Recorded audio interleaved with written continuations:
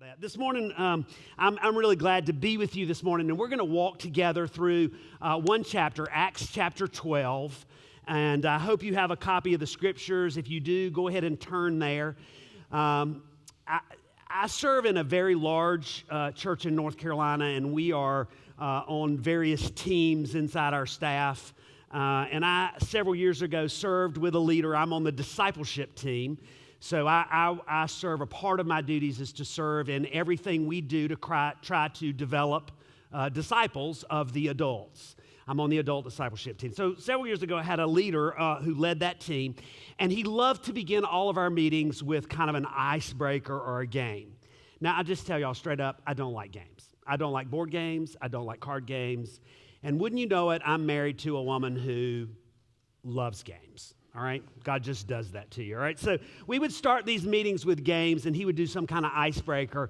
And most of the time, y'all, I just feel like it's a waste of time. Can we just get to business and get the meeting done so I can get out of here? Because I don't really want to be in here, right?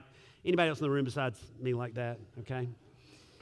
So anyway, we play these games. Well, there was one that we played that I really liked, an icebreaker. It's called Two Truths and a Lie. Anybody know this? So the deal is you get one person and they tell two truths and a lie, and then the rest of the group is supposed to figure out what the lie is. Where's the lie? Well, the trick to playing the game is that you need to tell truths that are so outrageous that they sound like lies, and then you need to tell a lie that sounds believable, and then people are all thrown off. Okay, so we play this game, two truths and a lie. Well, here's what I learned. I learned some pretty weird stuff about people I work with. And then I learned that there are some pastors that are very good liars. This morning, as we walk through chapter 12 of Acts, I want to identify for you two truths and a lie. This is not a game. Church, there's a lot at stake for us as the people of God. If we're going to know God and we're going to experience Him and what He wants to do in us and through us in the world, then we're going to have to be able to recognize truth. We can't forget it. We got to cling to it. And we've also got to be able to identify the lies. We got to know the truth and identify the lies. As the drama of Acts chapter 12 opens, here's what we know. The church in Acts, the church in Jerusalem, is already suffering great difficulty. Acts chapter 11, right before it tells us that they're experiencing a famine. Things are bleak and hard for them. This is not just that a dozen eggs is $6 a dozen. It's that there are no eggs. They're in a famine. They're destitute. And so the church at Antioch is taking up an offering to send to them. So there's relief coming, but at the same time, they experience trouble and hardship from another front. King Herod in Jerusalem begins to persecute the church, to attack the church. He's trying to win the favor of the Jews in Jerusalem, and he thinks he can do that by attacking the Christians. So the first thing he does is he has James executed. He has him beheaded. And then he sees that this garners him favor. And so like every politician, he's trying to win the confidence and the approval of his constituents. So he ups his game. And planning further persecution, he has Peter taken hostage or arrested and put into prison. But he does this very strategically. You see, he does this during the Feast of Unleavened Bread. So this is a time when there are more Jews in the city. Herod is clearly playing to the people. And so he has Peter held in prison until the feast is over, at which time Herod's plan is to bring Peter to trial. Not a real trial, not a trial to discover the truth, but a trial that is really aimed at just having an opportunity to execute Peter. So things are not looking good for Peter, and things are not looking good for the church. It's a hard, hard season. I want you to pick it up with me in verse 5, all right? Verse 5, Acts chapter 12. So Peter was kept in prison, but the people of God, but the church was earnestly praying to God for him. All right, Peter is held for several days, but the church is praying. The implication here is that the entire church in Jerusalem was praying. Now, at this point, it's likely several thousand people. We know from early in Acts that it says, and the Lord add to their number 3,000 in one day. So there are thousands of Christians in Jerusalem, and the implication here is that all of them are praying. Not just a tiny group, but the church, likely several thousand people. But they're not gathered in public because that would be way too dangerous given the current circumstance. So they're gathered in homes all across the city in smaller groups, earnestly praying.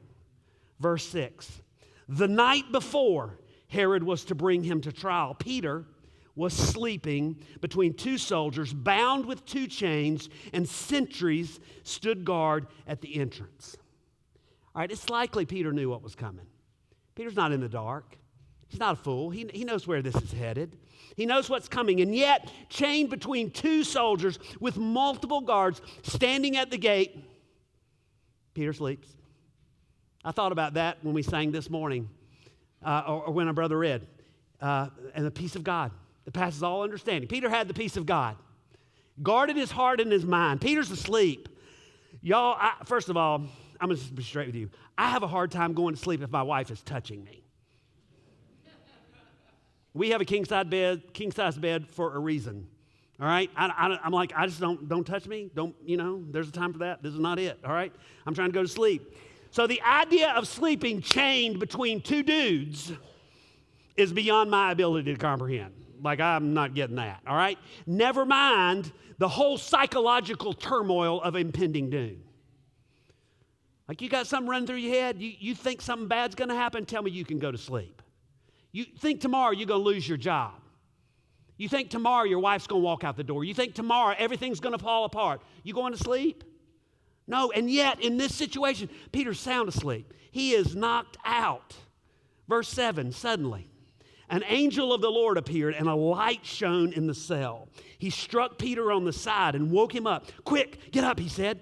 And the chains fell off Peter's wrist. Y'all, an angel appears and all the lights come on. You'd think that would be enough to wake everybody up. But the angel still has to punch Peter and tell him to get up. Hurry up, Peter. Get up. And the chains fell off. Verse 8. Then the angel said to him, Put on your clothes and your sandals. And Peter did so. Wrap your cloak around you and follow me, the angel told him. Peter followed him out of the prison, but he had no idea that what the angel was doing was really happening. He thought he was seeing a vision. Okay, y'all, I love this. This is awesome. Peter's still so dazed and confused that he doesn't even realize what is happening. The angel has to actually tell him to put on his clothes and his shoes and get his coat. Okay, if you're the parent of boys, then this is not a problem for you. You understand this. It doesn't even seem strange. This is me literally every morning. I have two teenage boys, 15 and 17. I can tell you how it's going to go. Get down, get up, get up, get up, get up. Put your clothes on. Put your clothes on. Socks, you're going to need socks. Get your shoes, get a coat, it's cold outside. This is me every morning, so I don't have any problem believing this. But listen, how is it that Peter actually thought he was dreaming? Are you serious? Y'all, apparently vivid dreams weren't unusual for Peter. Do you know the story of Acts chapter 10? When Peter is asleep during the middle of the day and he sees a sheet, he has a vision of a sheet being lowered from heaven with unclean animals on it, and he hears a voice from heaven that says, get up, kill these animals and eat them. All right, Peter's used to having weird dreams, all right? So it's not a problem to believe that Peter's just thinks he's having a dream. Verse 10. They passed the first and second guards and came to the iron gate leading to the city. It opened for them by itself and they went through it. All right, y'all, there are two sets of guards, but Peter and the angel just walk right by them. And then they come to this iron gate that secures the prison, and it just opens automatically. Y'all, this had to be so strange for Peter, so odd, almost unbelievable. Listen, keep in mind, Peter is not accustomed to walking up to the doors at the grocery store and having them automatically open. I don't know, maybe this is where they got the idea for that. He had never seen an automatic door. So no wonder he thought he was dreaming. Then it says, when they had walked the length of one street, suddenly the angel left him. Verse 11. Then Peter came to himself and said, "Now I know without a doubt that the Lord has sent his angel and rescued me from Herod's clutches and from everything the Jewish people were hoping would happen." Listen, y'all, they get one block from the prison and the angel disappears, and suddenly Peter realizes what is happening. But I don't want you to miss this. Peter's not frantic. He isn't overcome with fear. He's not thinking he's still in danger. Did you hear it? No. It says he knew without a doubt that he had been delivered by the Lord and that Herod's plans and the people's hopes for his destruction had been thwarted. Peter knew God had rescued him. Verse 12. When this had dawned on him, he went to the house of Mary, the mother of John, also called Mark, where many people were gathered and were praying. Peter knocked at the outer entrance, and a servant named Rhoda came to answer the door. When she recognized Peter's voice, she didn't even see him, y'all. There are no street lights. She didn't see him. She heard his voice, and she recognized his voice. She was so overjoyed that she ran back without opening and exclaimed, "Peter's at the door. Peter's at the door. Peter's at the door." I think Peter knew there were people praying for him. I think that's why he went to Mary's house. It was familiar to him. He knew the people of God were gathered. It was their habit. He knew they would be there, and so he went where they were. And he knocks on the door, and this servant girl who comes to answer recognizes his voice. And she realizes, y'all, that God has answered the prayers that everyone's been praying. And in her excitement, without opening the gate to let him in, she runs back to where the group is praying and shouts, "Peter's at the door. Your prayers have been answered. Peter's at the door." But nobody moves. Nobody moves. Nobody gets up. Nobody believes her. Verse 15. "You're out of your mind," they told her. When she kept insisting that it was so, they said, "Must be his angel." Okay, y'all. Their initial response is to tell her she's crazy. And I have no idea how long this went on, but she keeps trying to convince them that Peter is actually outside at the door, and they keep telling her it's not possible. "Girl, you crazy. You're seeing things. It must be an angel." So apparently believing that she's seeing an angel is more plausible than believing that Peter has actually been delivered. Verse 16, "But Peter kept knocking on the door. And when they opened the door and saw him, they were astonished." Here's Peter, recent prison escapee, number one fugitive, still standing out in the street, knocking on the door. You got to wonder, did the neighbors start to wonder what's going on? Did they start to get annoyed? Did somebody down the street say, "Boy, you better stop. You about to wake my baby up, and I'm going to take you out"?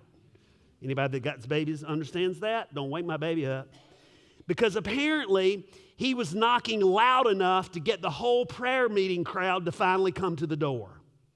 And when they opened it, they were shocked. Rhoda was right. Rhoda was right. Peter was there. Verse 17, Peter motioned with his hand for them to be quiet and described how the Lord had brought him out of prison. "Tell James," not the James who had just been killed, another James. "Tell James and the other brothers and sisters about this," he said. And then he left for another place. Y'all, he has to get them to settle down so he can explain what happened. And after he gives them the whole story, after he gives them all the details, he tells them, "Hey, make sure you pass this on to James and the other brothers and sisters. Make sure they get the praise report." Then he departs for an undisclosed location. Y'all, it's crazy. It's crazy, but there are important things in this incredible story of deliverance that you and I need to know. Two truths and a lie. You ready? Okay, Dustin's ready. Anybody else ready? You going with me this morning? All right. Truth number one. I want to encourage you to write this down. God is sovereign and wise. God is sovereign and wise. Listen, y'all. Herod's attack on the church begins with the beheading of James. He starts with a horrendous, horrific act by slicing off James' head. It's unbelievable. Imagine how gut-wrenching and painful this was for the church. Both James and Peter are important leaders in the church. Both of them had been with Jesus. Both of them had walked with Jesus, had seen Jesus, had heard Jesus teach, had watched Jesus suffer and die and be resurrected. They are important for the life of the church, and yet James has his head cut off. But Peter escapes. Why? Why is one of them executed in such a horrific way, but the other one is miraculously delivered? Can we be honest this morning? It doesn't seem fair. It doesn't seem right. Don't you think the church prayed for James? Don't you think they hoped to see him delivered, and yet one prayer received a no and another received a yes? Why? Was Peter better than James? Was he more valuable than James? Was God going to do something through Peter that he couldn't do through James? Y'all, we don't know. We're not given an explanation. And if I can be honest with you, that's hard, right? Right? Is that hard for anybody besides me? Y'all, I often feel like the hard things I go through would be much easier to handle if God would just explain why. If God would just tell me why it has to be this way. But listen to me, church. The sovereign God of the universe, who created all things by his own wisdom and power, the one who holds everything together by his powerful word and is working all things together for my good and my glory, does not owe me an explanation. The fact of the matter is that God's wisdom and ways are light years beyond yours and mine and our ability to comprehend. We wouldn't understand if he explained it to us. That's what the prophet Isaiah said in Isaiah 55, 8 and 9. God said to him, "For my thoughts are not your thoughts, neither are my ways your ways, declares the Lord. As the heavens are higher than the earth, so are my ways higher than your ways, and my thoughts than your thoughts." Listen to me. God is sovereign and wise, and he knows what he's doing. Even when I don't understand, God isn't asking me to understand. He's asking me to trust. You know these verses, right? Proverbs 3, 5, and 6. Trust in the Lord with all your heart, and lean not on your own understanding. In all your ways acknowledge him, and he will make straight your path. Trust him. Know him. Cling to him. And what does it say he'll do? He'll make your path straight. I don't know if you've ever asked this question, but as I was writing this sermon, I asked the question, straight to what? Straight to what? Straight to what? Directly into his arms. Straight to him. Y'all, not straight to prosperity or abundance or ease and comfort. Straight to him. Because in his presence is fullness of joy, and at his right hand are pleasures forevermore. Listen, God's primary work in your life is to lead you to himself. God's agenda is not to make life here on the earth. We sang it this morning. Our longing is not for Eden here. Our longing is for heaven and to be with Jesus. And y'all, no matter of abundance or pleasure or ease or comfort is going to recreate heaven on earth. The only thing that brings heaven to earth is Jesus in us. And y'all, that's where God is leading us. Listen to me, church. God is sovereign and wise, so we trust him. We trust him. That's what Peter did. Nothing was looking good for him. But Peter laid down in that prison cell expecting to be executed the next day. But chained between two guards, Peter was sound asleep. Y'all, that's what trust looks like. That's what trust looks like. I memorized this verse several years ago, and I say it to myself repeatedly, Psalm 31, 14 and 15. But I trust in you, O Lord. I say, you are my God. My times are in your hands. 1 John 4:16, I read it this morning in my quiet time. So we know and rely on the love God has for us. I'm trusting that. God demonstrates his love for us, and that while we were still sinners, Christ died for us. Y'all, that's the gospel that we sang this morning. And so a God who would die for me is a God I can trust when I don't understand. And that's why you and I have to preach the gospel to ourselves and to each other. It's why when we gather in this place, it ought to be the loudest thing you sing. Because the gospel is what we cling to. It's what we know, where we know God is sovereign and wise. But in the gospel, we also see this second truth, which is this: God is powerful and good. God is powerful and good. Listen to me. Herod imprisons Peter with a plan to kill him. And he goes to great lengths to ensure that his plan is successful. Peter's kept behind bars. I didn't read it to you, but it says he is guarded by 16 soldiers, and he is chained to 2 of them. It was not unusual to chain a prisoner to 1 guard, but to chain him to 2 was extra. Do you know what Herod is doing?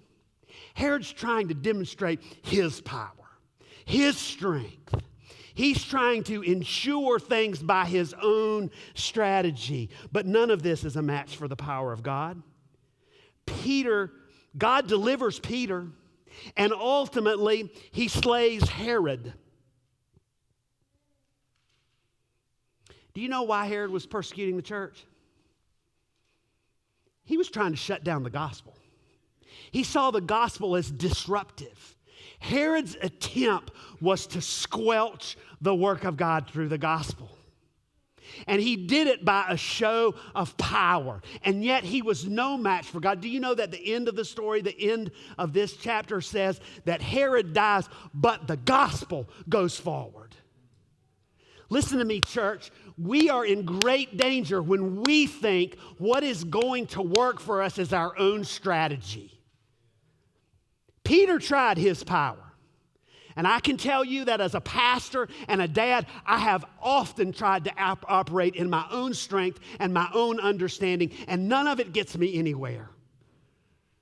What I need to do is learn to lean on and rely on the power of God. Listen. I want to ask you this question. Couldn't God have done this? Couldn't he have demonstrated his great power by preventing all of this? Couldn't he have stopped the trouble? Couldn't he have squelched the persecution? Couldn't God have done that? I would like that. Anybody like? Yeah. I don't enjoy trouble. Y'all in the back either not paying attention or y'all liars back there. I don't know. Most of us, I tell people I'm allergic to pain and suffering and hardship and difficulty. Listen, I think what most of us want is all power and no problems. We want to see the power of God displayed without needing it. My pastor said one time, everybody wants to see a miracle, but nobody wants to be a candidate for one. That stings, y'all. We want to see God's power, but we don't want to need it. But I want you to think just a minute about the miracles of Jesus when he walked on this earth. Healing was exclusively granted to people who were sick. Deliverance only came to those who were held captive. Miraculous supply was provided only when there was lack. And guess what? Only dead people got resurrected. Listen, church. Need, weakness, pain, hardship are not signals that God is deficient in power or lacking in goodness. They are often the very thing that gives us the opportunity to experience his power and goodness in ways we hadn't expected. I can't help but think about the Apostle Paul, who cried out for God to take away the thorn in his flesh, who he said was a messenger of Satan to torment him. But God said to him, my grace is sufficient for you, for my power is made perfect in weakness. I want you to catch that. You didn't experience the perfect power of God without the experience of weakness. Only in weakness did Paul experience God's perfect power. Church, God's grace is sufficient. It's enough. It's sufficient for every trouble. He is more than able. Nothing is too difficult for him. His arm is not too short that it cannot save. So what do you do when you're weak and overwhelmed? What do? You strategize? You plan? You throw some money at it? No, you rely on him. God is powerful and good, so we rely on him. Listen, Jesus told the disciples to abide in him because he said, apart from me, you can't do anything. The problem is, church, we think we can do a whole lot. So we're not driven to the place of reliance on God because we're still working our strategies. We're still operating in the ways of the world. We're still trying to make it happen. And God said, you got to rely on me. This trouble is here. It's bigger than you because I'm trying to teach you to come to me, to abide in me, to draw life from me, to rest in me, to trust me, to surrender to me. Y'all, two foundational truths that we absolutely have to cling to. God is sovereign and wise, so we trust him. God is powerful and good, so we rely on him. Now the lie. The lie that you and I must confront. You ready? God doesn't answer prayer. Look at me, that's a lie. And I can guarantee you that every person seated in this room today has at some point believed that lie, heard that lie, given credence to that lie. There's a really good possibility that some of you are sitting here this morning believing the lie. One of my staff members a couple of weeks ago sent me a picture of the back of a car with a bumper sticker on it. You know what the bumper sticker said? Nothing fails like prayer. And I ask you a question. Where have you believed that lie? Where have you believed that lie? Listen, verse 14 says, when Rhoda recognized Peter's voice, she was so overjoyed that she ran back without opening it and exclaimed, Peter's at the door. But they said to her, the people who were praying said to her, you're out of your mind. When she kept insisting that it was so, they said it must be an angel. Listen to me, it appears, at least in part, that they believed this lie. Please tell me, what do you think they were praying for all night? You think they were praying that the blade wouldn't hurt? That Peter wouldn't be fearful? That everything would go smoothly? What do you think they were praying for? What? Somebody say it. What were they praying for? They were praying for Peter to be delivered, for him to be rescued. They may not have known how that happened, but that's what they were asking for, and yet they don't believe it when it happens. Y'all, this is so encouraging to me in a twisted sort of way. They had enough faith to pray, but not enough faith to believe it when it happened. They had enough faith to pray, but not enough faith to believe that God might actually answer their prayer. And yet, despite of their small, weak, imperfect faith, God moved mightily. That's encouraging to me because I don't have perfect faith. I got weak faith, and sometimes I got faltering faith. But this story tells me God answers prayer. Jesus told his disciples, if you have faith like a grain of mustard seed, you will say to this mountain, move from here to there, and it will be moved, and nothing will be impossible for you. Church, it's not the size of your faith, but the object of your faith that matters. It's faith in a person, not faith in an outcome. And praise God, he responds to his kids even when they have small, weak, imperfect faith. Church, God answers prayer. That's the truth. He answers prayer, so we call on him. We cry out to him. Church, the centerpiece of this whole story is verse 5. It's the hinge. It's the turning point in the whole story. Look at it, verse 5. So Peter was kept in prison, but a holy but the church was earnestly praying to God for him. Y'all, that detail is there for a reason. The clear implication is that everything that happened after verse 5 happened in response to the fact that the church prayed. Please don't miss this. I'm pretty sure they prayed for James, but the fact that God did not deliver him did not keep them from praying.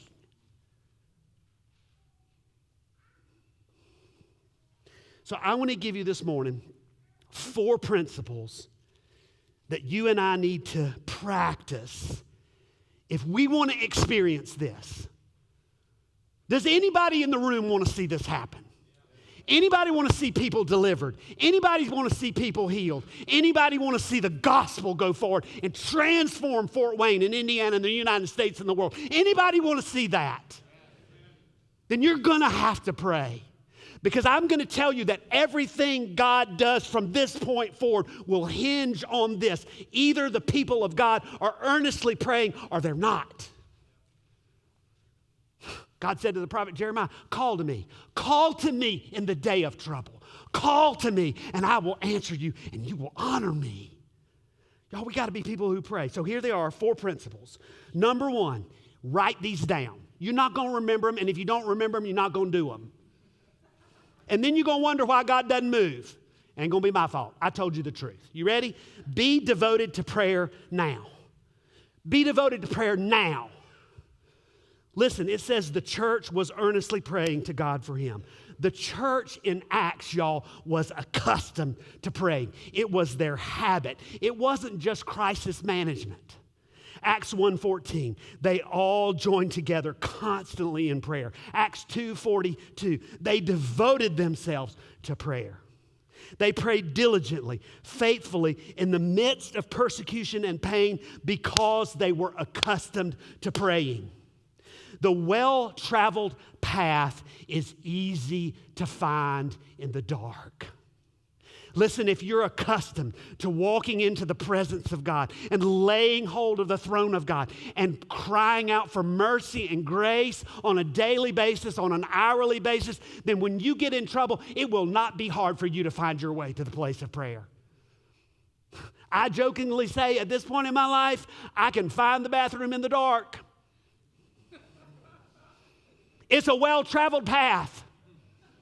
It's a well-traveled path. And some of you wonder why when trouble comes, you have difficulty getting in front of God and crying out. You have no boldness, no confidence to approach the throne of grace to receive mercy and find grace to help you in your time of need. And I'll tell you why. Because it's not your practice. It's not your habit. You don't even know how to get there.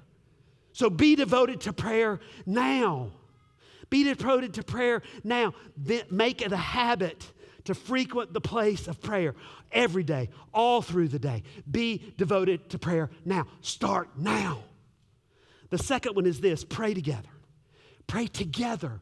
Pray with each other, and for others. Peter went to Mary's house where many people had gathered and were praying. Y'all, the implication here, and from verse 5, where it says Peter was kept in prison, but the church was praying. The implication is that they were praying the whole time Peter was in jail. The feast was 7 days.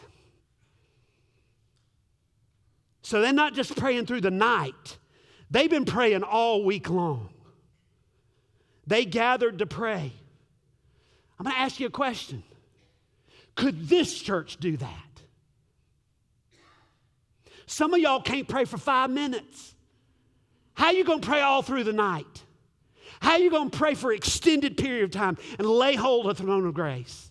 Y'all, you got to pray together. You got to be comfortable praying together. It's essential for the health of the church that you pray together. You have meetings, you strategize. You need to spend more time praying than you spend strategizing. Your small group.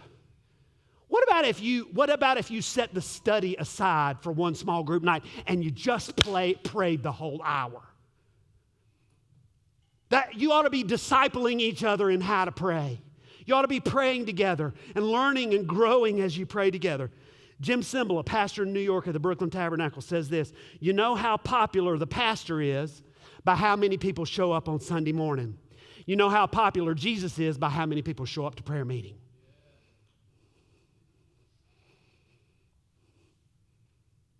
What you trusting in? You trusting in a pastor? A worship leader? You trusting in a group of elders? Or are you on your face begging God to heal and deliver in ways that are beyond your ability to affect? Listen, y'all, if we're not careful as a church, what we're going to build is an audience. And what God asks us to build is an army. You're going to get people in here who come in to be entertained, who are taught that their personal preference is what's important. We're going to do what pleases you. And I'm just asking you, are you doing what pleases God?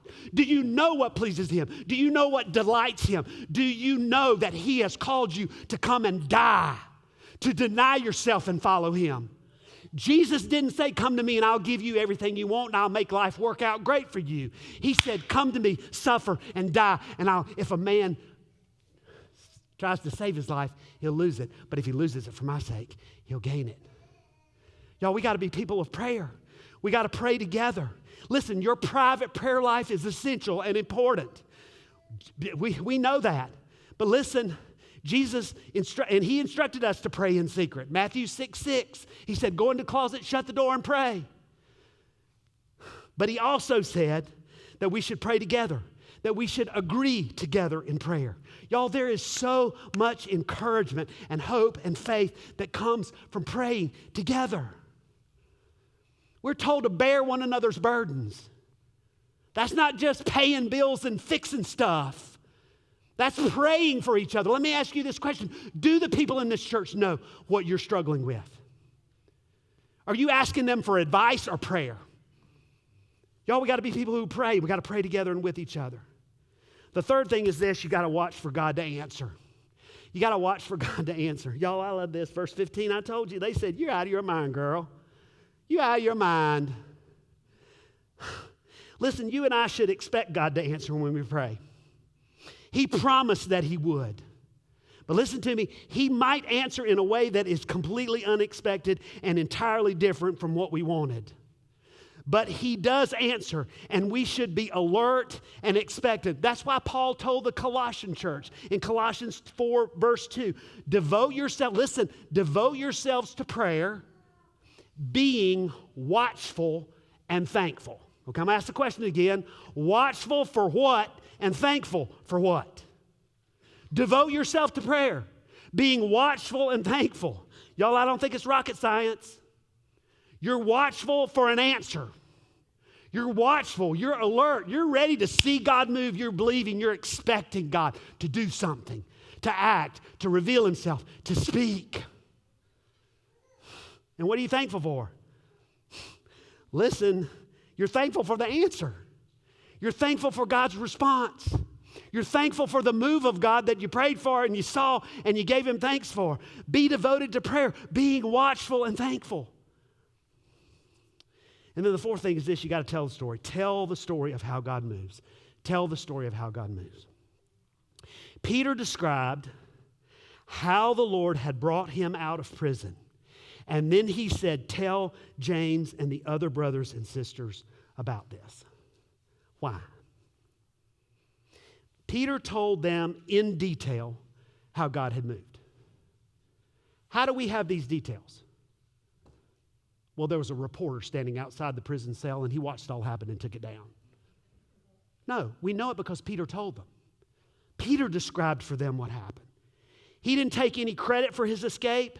He didn't leave out any detail, even the details that made him look stupid. Like the angel saying, dude, put your clothes on before we go outside. Why?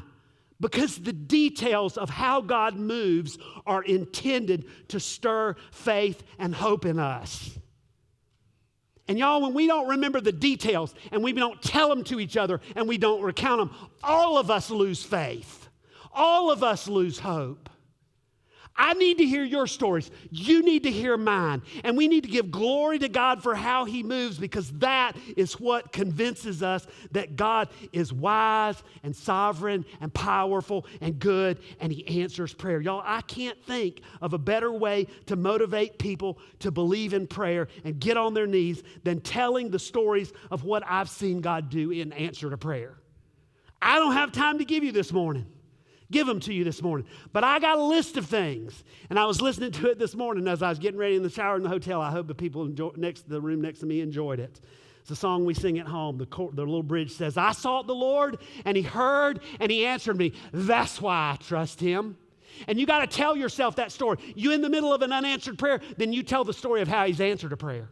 You call that up. You stir up faith in yourself and everybody else by repeating what God has done. Listen to me. Your children need to know the story of your redemption because they need to know how God moves. My wife and I sat this week with our 17-year-old who is not walking with God. And we had to tell him the story of some of our disobedience and rebellion and how a confrontation with the gospel plucked us out of a pit, brought us out of darkness into wonderful life, and gave us hope and freedom in the gospel. Because I got a son who needs to know what Proverbs says. There is a way that seems right unto a man, but the end of it is death. Maybe not physical death, but death of relationships, death of hope, death of relationship to God, deadness, coldness, hardness. And the only way, listen to me, the only way this generation that comes behind us is going to believe that is when we're honest about our story. My child actually said to me, I think you must have been a perfect child. I'm like, dude, you have no idea. I'm not advocating that you tell your children every deep, dark secret, but they need to know enough of where you've been and how broken you were that they can actually believe that there's hope for them in the gospel. Y'all, we got to tell the story. Nobody is helped when you come in here and act like you got your mess all together. Your children know you don't. They know you're not perfect. Don't play like you are. Be honest about your struggle. Be honest about your pain. Be honest about the redemption and the hope that's in you, that's in Jesus for you. The world does not need to come in here and think, y'all, this is why the world doesn't come, because they think we've got it all together. And we need to be broken, humble people who give glory to God by talking about how he's answered our prayers and heard our cry. Listen, y'all, we got to tell the story. Listen, if we're going to be people of God who experience the mighty power of God, then we're going to have to be people who pray and people who don't shut up about what we've seen God do in response to our prayers. Here's how I want to end this morning. I want to ask you, what would it be like? Look at me. Look at me. What would it be like for you to put yourself in Peter's place? What would it be like for you this morning to say, I was in bondage to sin, but the church was earnestly praying to God for me? What would it be like for you to say, I lost my job and I don't have the ability to pay my bills, but the church was earnestly praying to God for me? What would it be like for you to say, my marriage is falling apart and I'm pretty sure my spouse is going to walk out tomorrow or next week, but the church of God was earnestly praying for me? What would it be like for you to say, my children have walked away from the faith. They're not walking with Jesus. They're not pursuing him, but the church was earnestly praying to God for me? What would it be like? What would it be like? Are you overwhelmed this morning? Is there anything you can't handle? Is there any place in your life where you feel trapped? You feel like you're in a prison. You feel like execution is coming. I'm asking you, can you put yourself in Peter's place and let the church pray for you?